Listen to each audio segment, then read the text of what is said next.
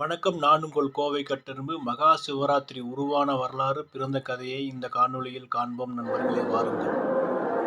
பெரியோர்களே, ஆன்றோர்களே, சான்றோர்களே, நம் ஆரியகுல தாயாதிகளே, ஆரியகுல தாயாதி பெண்மக்களே, அனைவரையும் இந்த மகா சிவராத்திரி நாளை இன்று இரவும் நடைபெறுகிற மகா சிவராத்திரி திருவிழாவுக்கு அனைவரும் கலந்து கொண்டு விழாவினை 4 கால பூஜையிலும் கலந்து கொண்டு விழாவினை சிறப்பிக்க வேண்டுமாய் உங்கள் சார்பாகவும் கோயில் சார்பாகவும் ஆரியகுல தாயாதிகள் சார்பாகவும் வேண்டி விரும்பி கேட்டுக்கொள்கிறேன்.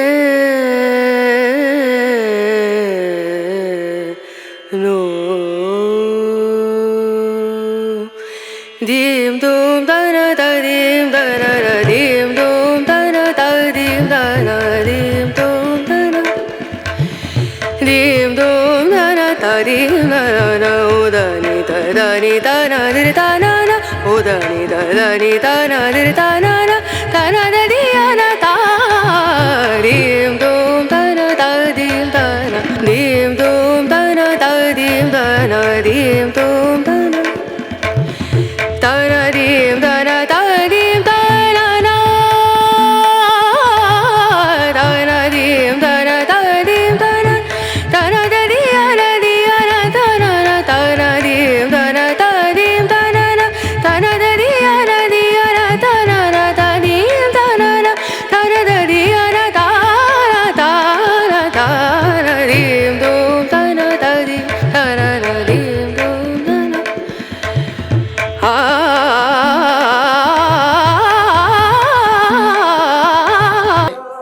தினம் என்பதாலேயே இந்த தினம் மிகவும் சிறப்பு வாய்ந்தது. அந்த நாளில் வழிபடுவதன் மூலம் வேண்டும் பலன்களை பெற முடியும்.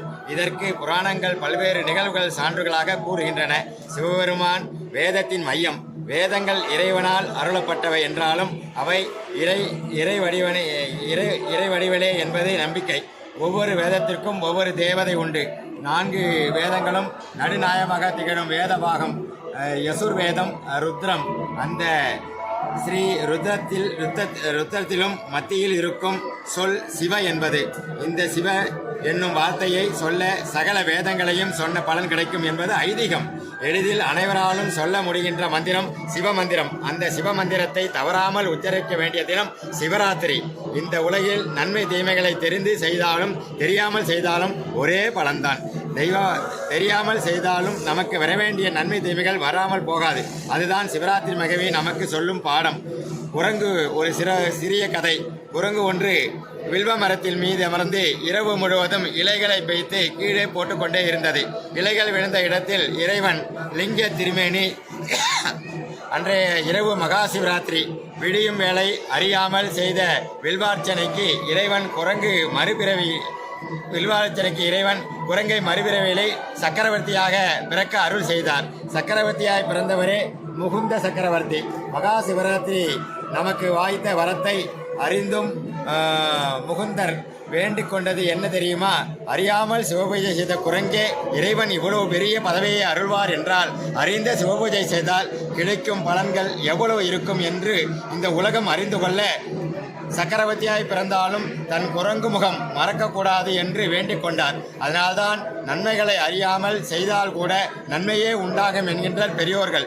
சிவராத்திரி நாளை அறியாமல் உயிருக்கு பயந்து மரத்திலேயே வேடன் கீழே விழுந்துவிடக்கூடாது என்ற இரவெல்லாம் விழித்திருந்து இலைகளை பறித்து போடுகின்றான். அதுவே சிவார்த்தனை ஆனது. அதன் பயனாக அவன் மறுபிறவியில் ராமனையே தோழனாக கொள்ளும் புகப்பதவியை அடைந்தார் என்று புராணங்கள் கதைகளாக கூறுகின்றன. நாம் சிவபெருமானை நினைந்து மகா சிவராத்திரி பூஜையை 4 கால பூஜையாக நம் குலதெய்வத்தில் வழிபட இருக்கின்றோம். இன்ற 4 கால பூஜைகளும் நம் சிவபெருமானை நினைந்து உள்ளம் உரி வேண்டும் வரன்களை பெறும் சிவபெருமானை அருளும்படி ஆண்டவனை பிரார்த்தனை செய்கிறோம். ஓம் நம சிவாய. ஓம் நம சிவாய. சிவபெருமான் துதி.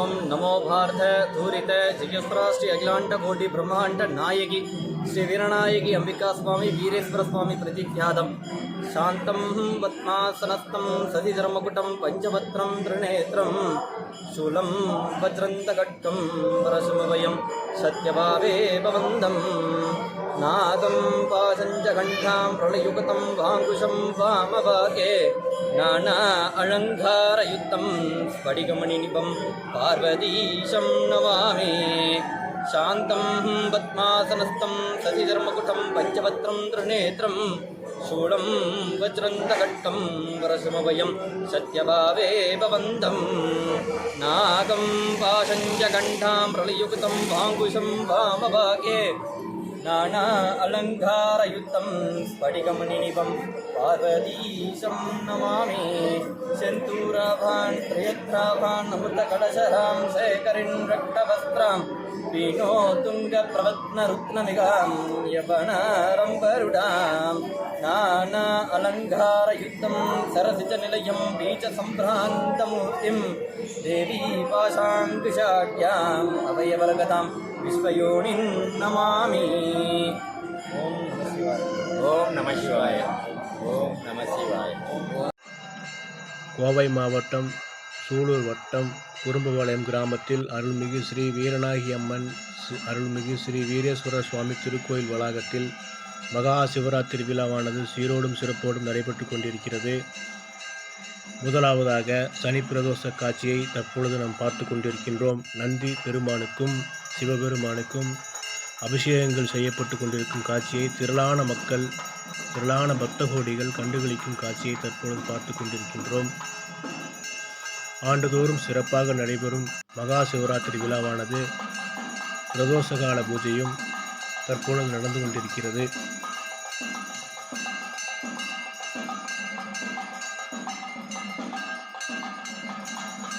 நான்கு கால பூஜையாக மகா சிவராத்திரி விழாவானது நடைபெறவுள்ளது. இந்த விழாவில் பார்த்தீங்கன்னா கட்டளைதாரருக்கு பார்த்தீங்கன்னா பரிவட்டம் கட்டி முதல் மரியாதை செஞ்சு அவங்க குடும்பத்தாரை பெருமைப்படுத்துகிறாங்க. அவங்கக்கிட்ட பார்த்தீங்கன்னா நன்னீர், அதாவது ஒரு குளம், ஆறு, இந்த மாதிரி இடத்துலேருந்து எடுத்துகிட்டு வர நன்னீரை சிவபெருமானுக்கு அபிஷேகமாக செய்கிறது இந்த கோயில் வழக்கம் ஐதீகமாக இருக்குது. தொன்று தொட்டு நம்ம பெரியவங்க செஞ்சுட்டு வர்ற விஷயங்களை இந்த கோயில் வளாகத்தில் கடைப்பிடிக்கிறார் இந்த குருக்கள். அவங்க குடும்பத்தை பெருமைப்படுத்துறது இல்லாமல் மட்டும் அந்த குல மக்கள் மனசார நினச்ச ஒரு விஷயத்தை வேண்டி இங்கே அவங்க அந்த அபிஷேகத்தை செஞ்சாங்கன்னா கண்டிப்பாக அவங்க ஃபேமிலியில் ஒரு நல்லது நடக்கும் அப்படிங்கிறது இந்த கோயிலில் ஒரு ஐதீகமாக இருக்குது. அந்த குடத்தை வாங்கிட்டு போய் கோயில் வளாகத்தை சுற்றி நன்னீரை சிவபெருமானுக்கு அபிஷேகமாக படைத்த பிறகு மகா சிவராத்திரி விழாவானது ஆரம்பிக்கும். அப்படியே தொடர்ச்சியாக வீடியோவை பாருங்கள் நண்பர்களே. விழா கொஞ்சம் சிறப்பாக இருந்தது. ஒரு சில டைம் நானே மெய்மறந்து சாமி கும்பிட்டதுனால வீடியோ எடுக்க முடியல. அப்படியே தொடர்ச்சியாக பாருங்கள் நண்பர்களே.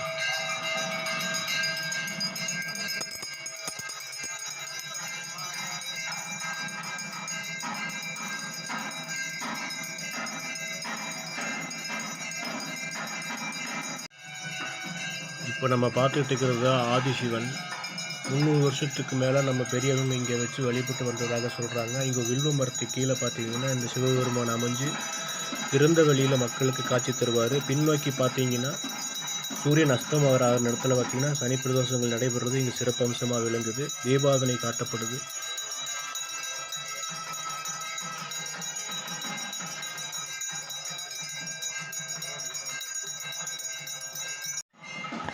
இப்போ பார்த்தீங்கன்னா ஃப்ரெண்ட்ஸ், அப்படியே சூரியன் அஸ்தமனம் ஆகிட்டுருக்கு. பிரதோஷம் பார்த்தீங்கன்னா சூரியன் அஸ்தமனம் ஆகும்போது அந்த சரியான நேரத்தில் செஞ்சால் மட்டும்தான் பிரதோஷம் பூஜையானது சிறப்பாக இருக்கும். இந்த கோயில் வளாகத்தில் பார்த்தீங்கன்னா கரெக்டாக செஞ்சுருந்தாங்க. அஸ்தமனம் ஆகும்போது சிவ பூஜை செஞ்சு நந்தீஸ்வரருக்கும் சிவபெருமானுக்கு அந்த புனித நீரானது ஊற்றப்பட்டு பிரதோஷ கால பூஜையும் மகா சிவராத்திரி பூஜையும் இனிதே துவங்கியது. முழுசாக வீடியோவை பாருங்கள் நண்பர்களே. வீடியோ கொஞ்சம் பெருசு தான், ஆனால் ஸ்கிப் பண்ணாமல் வீடியோவை பாருங்கள். பயனுள்ள தகவல் பலவற்றை இணைச்சிருக்கேன்.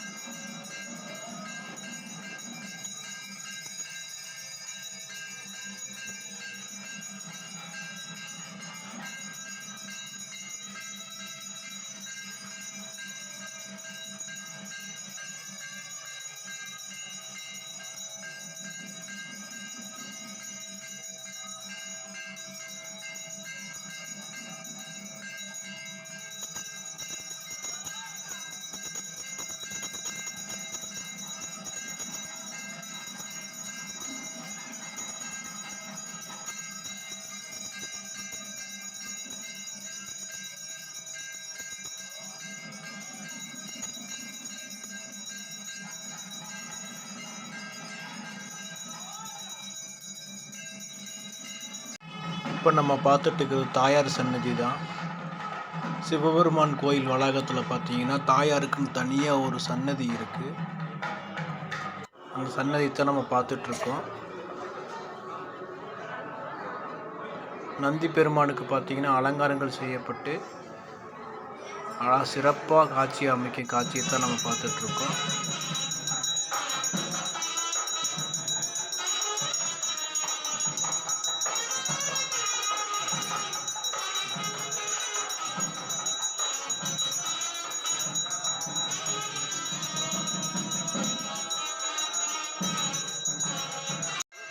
கோயில் வளாகத்தில் எழுந்தள்ளியிருக்கும் உற்சவர் சிலைகள், அதாவது பார்த்திங்கன்னா சிவபெருமானும் பார்வதி தேவியும் கோயில் வளாகத்தை சுற்றி வர தயார் நிலையில் இருந்தாங்க. அவங்களுக்கு நைவேத்தியங்கள் செய்யப்பட்டு தீபாவனைகள் காட்டப்பட்டு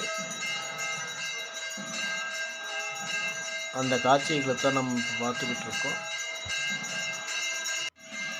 சிவபெருமானும் தாயாரும் கோயிலை சுற்றி வர போகிறாங்க. அப்படியே தொடர்ச்சியாக வீடியோவை பாருங்கள்.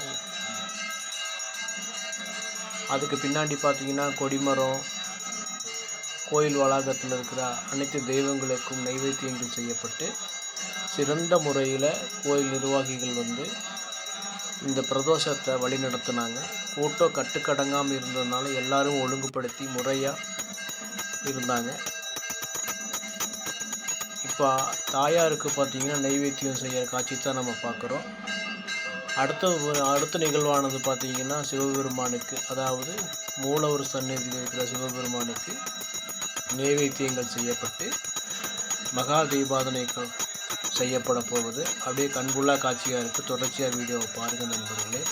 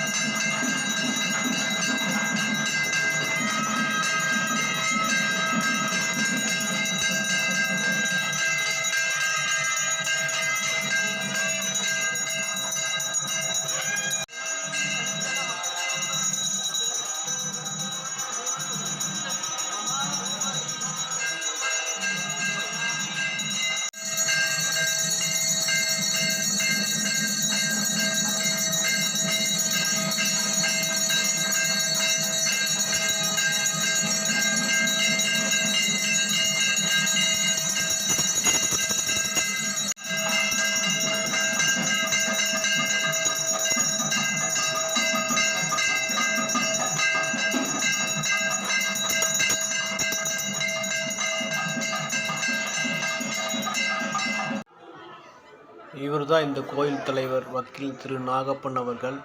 இவர் தலைமையில் தான் இன்றைக்கி சனி பிரதோஷம் மகா சிவராத்திரி பூஜையானது நடைபெற்றது. வீடியோ பிடித்திருந்தால் லைக் பண்ணுங்கள் ஃப்ரெண்ட்ஸ், ஷேர் பண்ணுங்கள். வீடியோ இனி முடியல, அப்படி தொடர்ச்சியாக வீடியோவை பாருங்கள். சாமி திருவிதி உலா வர்றக்கு தயார் நிலையில் இருந்தது. சாமி புறப்பட்டு திருக்கோயில் வளாகத்தை ஒரு முறை வலம் வந்து கொடிமரத்து கீழே வந்து நின்றது. எல்லாரும் அரகர அரகர அரகர கோஷத்துடன் பக்தி முழக்கத்துடன் வடம் பிடிச்செலுத்த காட்சி ரொம்ப மெய்மறக்க காட்சியாக இருந்தது. நேரம் கிடைக்கும்போது எல்லாரும் இந்த ஒரு நாள் இந்த மாதிரி ஒரு திருவிழாவில் வந்து கலந்துக்குங்க. இந்த இடம் பார்த்திங்கன்னா சூலூர் குறும்புபாளையம் அப்படிங்கிற இடத்துல தான் அமைஞ்சிருக்கு.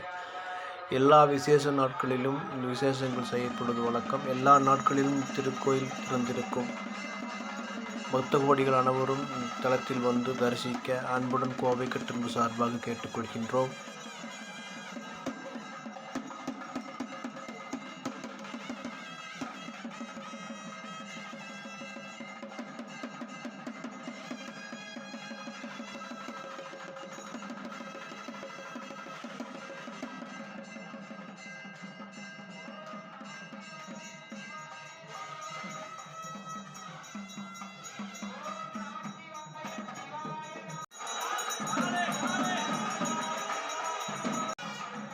நாங்கள் கணவன் மனைவியாகவும் தலைவரும் கணவன் மனைவியாகவும் ஒன்றிணைந்து சாமி தரிசனம் செஞ்சோம்.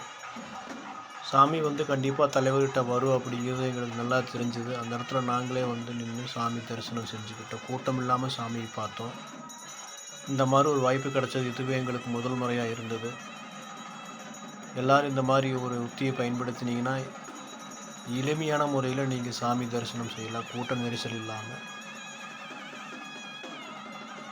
அரகர சிவனை போற்றி, தென்னாடுடைய சிவனை போற்றி, எந்நாட்டவருக்கும் இறைவா போற்றி, எல்லாம் வல்ல இறைவா இம்மக்களுக்கு எல்லா வளங்களையும் தந்தள்ளி நலமுடன் வாழ, இவ்வையகத்தில் வாழும் அனைத்து ஜீவராசிகளுக்கும் நலமுடன் வாழ அருளாசி வழங்குங்கள் ஐயா. எம்பெருமானே சிவபெருமானே, திருச்சிற்றம்பலம். ஏராளமான பக்த கோடிகள் வந்து விழாவில் கலந்துக்கிட்டாங்க. மகா தீபாதனைக்காக எல்லாருமே வெயிட் பண்ணிட்டு இருந்தாங்க. மகா தீபாதனையும் காட்டப்பட்டுச்சு. கூட்டம் கட்டுக்கடங்காமல் இருந்ததுனால எல்லாத்தையுமே நான் எடுக்க முடியல.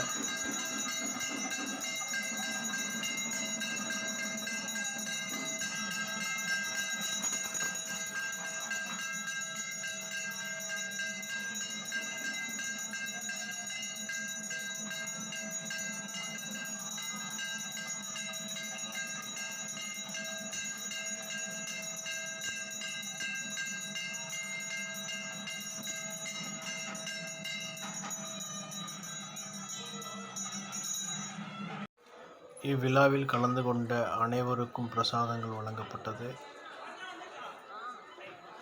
திருச்சிற்றம்பலம். இந்த வீடியோ பிடித்திருந்தால் லைக் பண்ணுங்கள், ஷேர் பண்ணுங்கள் ஃப்ரெண்ட்ஸ். உங்கள் ஃப்ரெண்ட்ஸுக்கு ஷேர் பண்ணி விடுங்க. நன்றி, வணக்கம். மற்றொரு வீடியோவில் உங்களுடன் சந்திப்பது உங்கள்